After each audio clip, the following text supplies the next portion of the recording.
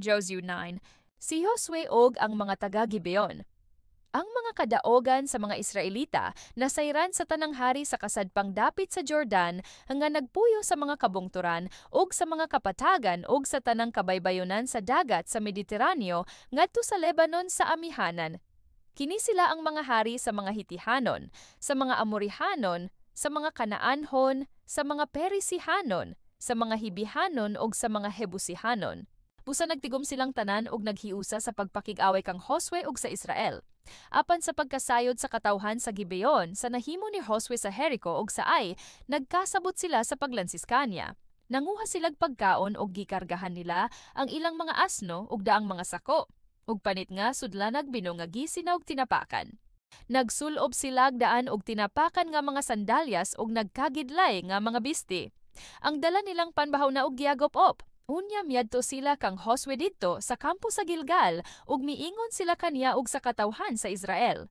Gikan paintawon kami sa layong dapit og buot unta kami nga makigsabot kaninyo. Apan ang mga tawo sa Israel miingon sa mga Hibihanon, nganong makigsabot man kami kaninyo, tingali duol ra kamo gipuyan.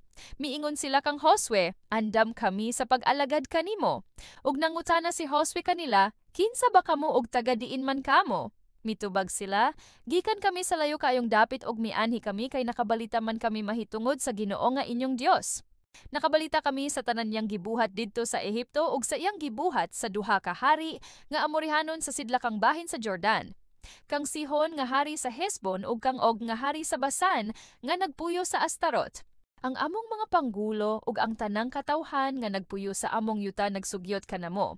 Sa pag-andam og pagkaon ug sa pagpakigkita kaninyo, aron sultihan kamo nga andam kami sa pag-alagad ug pagpakigsabot kaninyo. Tan-awa ang balon namo nga pan.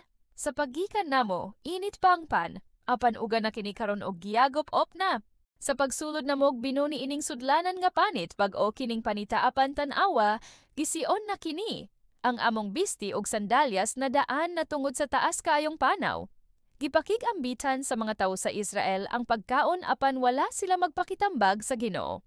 Busa nakighigala si Josue kanila ug naghimog kasabotan nga dili sila patyon ug gipanumpaan kini sa mga pangulo sa Israel. Tulo ka adlaw human mahimo ang kasabutan, nasayran sa mga Israelita nga kining mga tawhana silingan radyay nila. Busa ang katawhan sa Israel mipanaw og tapos, sa tulo ka adlaw miabot sila sa mga syudad nga gipuy-an ni ining mga tawhana, Gibeon, Chefira, Beerot ug Kiriat-Yarim.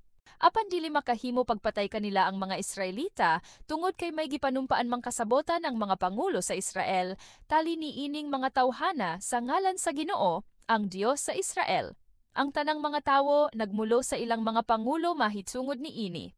Apan mitubag ang mga pangulo, may balaan kaming kasabutan tali kanila sa ngalan sa Ginoo, ang Dios sa Israel, busa dili kita makadagmal kanila. Dili nato sila pamatyon tungod sa among sad kay kon pamatyon, nato sila silotan kita sa Dios. Ayaw sila patya. Apan kinahanglan nga mamugha silag kahoy ug magkalus og tubig alang kanato. Mao kini ang gisugyot sa mga pangulo. Gipatawag ni Josue ang katawhan sa Gibeon ug gipangutana, nganong gilimbongan man ninyo kami ug miingon kamo kanamo nga gikan kamo sa layong dapit nga anyara man diay kamo magpuyo dinhi? Tungod kay gibuhat man ninyo kini, silotan kamo sa Dios. Mahimo kamong mga sulugoon aron sa pagbughag kahoy ug sa pagsagob og tubig alang sa balaang dapit sa Dios. Mitubag sila, gibuhat kadto namo tungod kay nasayod man kami nga ang Ginoo nga inyong Dios nagsugo sa iyang alagad nga si Moises sa paghatag kaninyo sa tibuok yuta ug sa pagpatay sa katawhan nga nagpuyo niini. Gibuhat kini namo kay nahadlok kami nga pamatyon ninyo. Karon nilalom kami sa inyong pagbuot og buhata ang buot ninyong buhaton kanamo. Busa gipanalipdan sila ni Josue gikan sa katawhan aron dili sila pamatyon.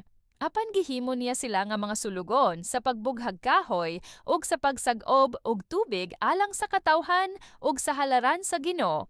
Hangtod ni ining adlawa, nagpadayon sila pagbuhat ni ini bisan diing dapita nga gipili sa Ginoo.